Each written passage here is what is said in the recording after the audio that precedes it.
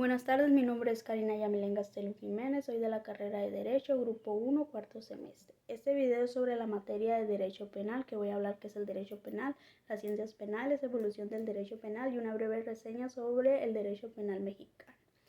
El derecho penal se aplica para designar tanto el conjunto de normas penales, ordenamiento jurídico penal, cuando la ciencia del derecho penal es estimada como una rama del conocimiento humano compuesta de un acervo de nociones jurídicas de la naturaleza intelectual, es decir, que es el que se encarga de establecer todo lo que pasa cuando se comete algún delito. De acuerdo a eso, hay varias personas o abogados que se especializan en el derecho penal, que es solamente sobre la cárcel y lo que se tiene que hacer, como sus códigos y sus leyes lo establecen. Por otro, el derecho penal en sentido objetivo y en sentido subjetivo. El sentido objetivo, dice Cuello Calón, es el conjunto de normas jurídicas establecidas por el Estado que determinan el delito, las penas y las medidas de seguridad con aquellos que son sancionados. Es decir, que es el que establece qué medidas se va a tomar cuando se comete algún delito, si va a salir, si va a ir a la cárcel, que si va a ir a la cárcel, que si va a salir bajo fianza o cuántos años se le va a dar a esa persona que comete el delito. En sentido subjetivo, el derecho penal se identifica con el jus puniendi. Es el derecho de castigar, consiste en la facultad del Estado mediante leyes de conminar la relación de delito con penas. Como lo dije, van juntitos, que es el que establece qué es lo que se va a hacer con dicha persona que comete el delito. Por otra parte, el derecho penal sustantivo y el derecho penal adjetivo. Para Eusebio Gómez, el derecho penal sustantivo concreta la noción del delito y determina sus consecuencias. Ahí como bien, si se comete un delito, no, pues ya el abogado dice, no, pues que tiene que pagar tantos años, o esa es la sanción por la que se comete. Si se roba un carro, tantos años son por lo que se comete, tantos años. El derecho penal adjetivo. Consiste necesariamente, como bien lo señala el joven antelanzado profesor Carlos se encuentra eso es en su recién libro. Si uno, el otro pierde la razón del ser. Si en el derecho procesal las disposiciones normativas se convierten inmediatamente en letra muerta, porque no hay posibilidad de que los particulares puedan existir la maquinaria judicial o administrativa. Como bien, ahí si no se encuentran cosas necesarias para culparlo, pues obviamente no se va a tomar en cuenta o a llevar ese proceso con dicha persona que comete el delito. Bien, otro punto es las ciencias penales en el derecho penal. Criminología. La criminología representa pues el término de muchas ciencias penales, entre las cuales destacan la antropología, la sociología, la endocrinología, la psicología y la estadística criminal. Al lado de estas disciplinas existen otras conocidas bajo el nombre de ciencias auxiliares del derecho penal. Entre ellas sobresalen la medicina legal y la criminalística. La criminología más que nada se encarga de estudiar a las personas que cometen los delitos, que sí, por qué lo hizo, qué causas tenía para hacerlo, y en sí él hace su trabajo hasta llegar a un acuerdo, y si no coinciden las cosas con la persona que agarran, pues se buscan hasta llegar a un punto bien. La criminalística. Según Cuello Calón, está constituida por un conjunto de conocimientos heterogéneos, encaminados al hallazgo de los delincuentes, al conocimiento del modus operandi del delito y los descubrimientos de pruebas y de los procedimientos para utilizarlas. Como bien, se encarga del momento se me fue la palabra, del momento del que pasó el delito. El criminalista se encarga de buscar los indicios que él supone que fue lo primero, que fue el segundo, y así para llegar a un acuerdo de cómo sucedió el delito o cómo pasó. Él se encarga de juntar todas las huellas dactilares y todo eso para llegar bien y saber realmente lo que pasó. Bien, por otro, es la medicina legal. Tiene por objeto poner el servicio de la administración de las justicias penal con el conocimiento y técnicas médico-quirúrgicas. Es sabido que en la investigación es definida de delitos y el tratamiento de delincuentes. Se requiere el auxilio de médicos forenses, sobre todo en la relación a los llamados delitos de sangre, así como en los tipos tipo sexual. Bien, la medicina legal aquí se encarga, pues obviamente el médico, de hacer al momento del lugar de los hechos, si es, si es, si es una muerte por choque, pues obviamente el médico, acompañado con, como bien lo dice ahí, con el médico forense, van a llegar van a llevar una hipótesis donde, por ejemplo, se pegó en la cabeza y ahí quedó, o se le dañó algún órgano por dentro y así. Y al momento de hacerle la autopsia, concluyen o llegan a la conclusión de que sí fue así como lo dijeron en ese momento que pasó el accidente. Por otro lado, la antropología criminal tiene por objeto el estudio del hombre delincuente, investiga las causas biológicas del delito. Se le denomina también biología criminal. Esta ciencia es muy antigua.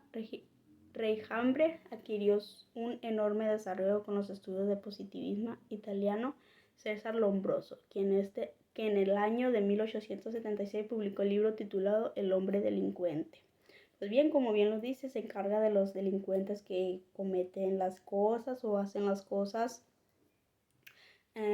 pues como ellos ya se imaginan cómo pudo haber sido, pues es más fácil para ellos dar con el delincuente que probablemente pudo ser y llegar e investigar hasta dar con él y pues ya como se tomarán las medidas necesarias para poder que no tenga una condena, sino que pague por lo que hizo.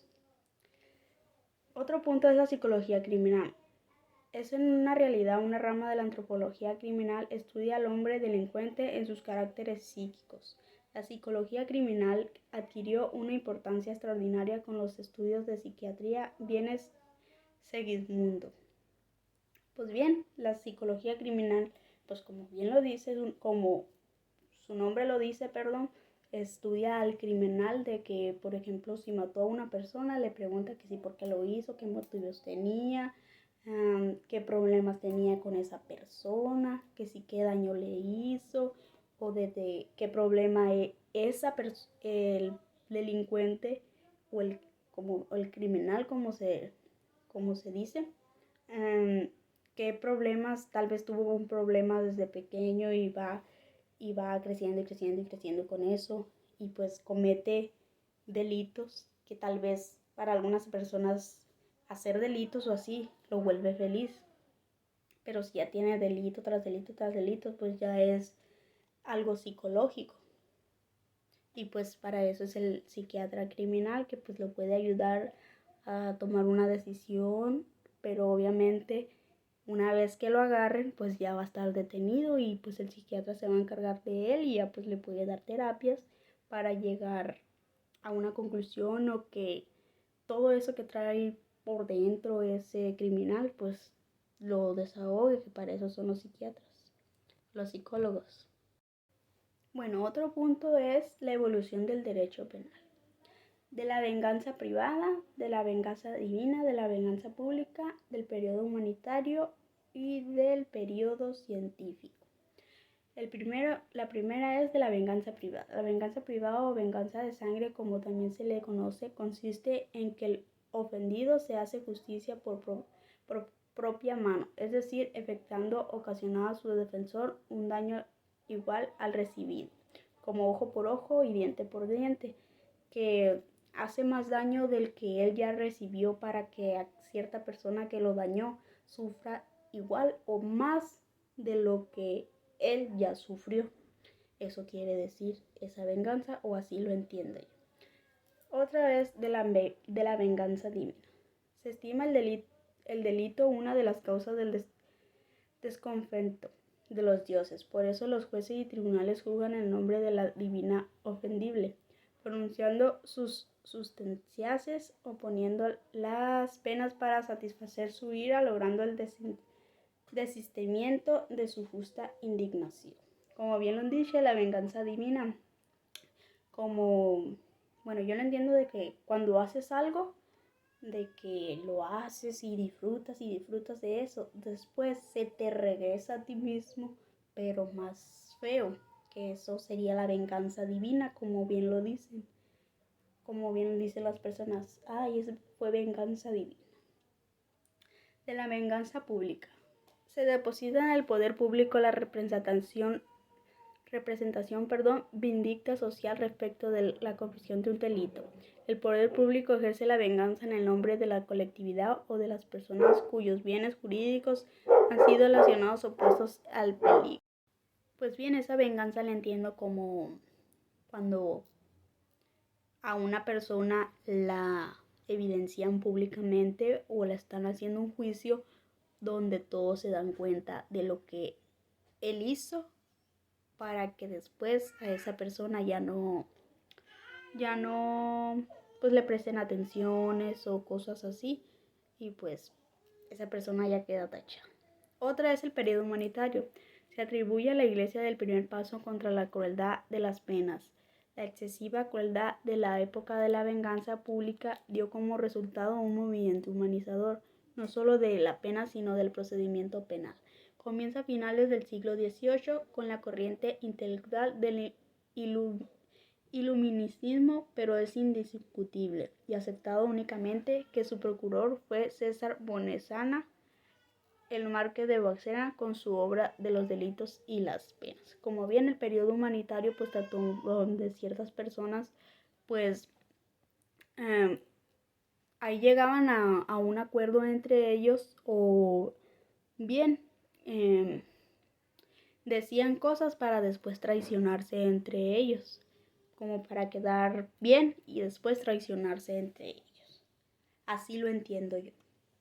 Y el otro fue el periodo científico. Dice, etapa científica. En esta etapa el delincuente es el objeto de la máxima preocupación científica de la justicia. El delito es una manifestación de la personalidad del delincuente y hay que readaptar en esta a la sociedad corrigiendo sus inclinaciones viciosas. Aquí, como antes, al primero que agarraban, ese era el delincuente. No querían buscar pruebas ni nada para llegar a decir que él, por ejemplo, si mató a una persona, él fue.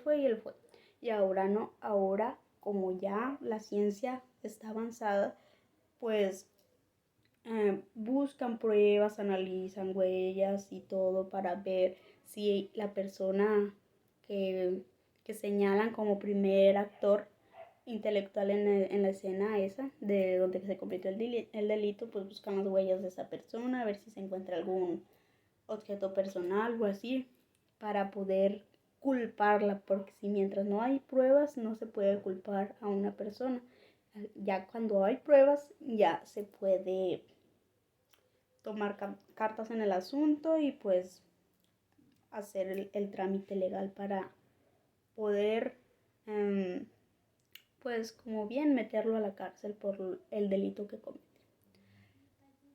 Y por último es una breve reseña sobre el derecho penal mexicano. Cuando yo leí eso, que nos tocó hacer un cuadro comparativo sobre el derecho penal y el derecho penal mexicano, pues antes eran diferentes, como bien lo dije hace rato.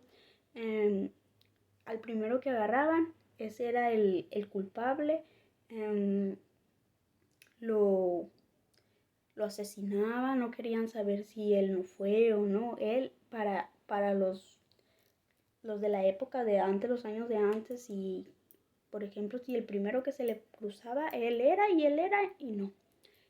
A él lo condenaban, lo mataban, lo ahorcaban por las cosas que se utilizaban antes.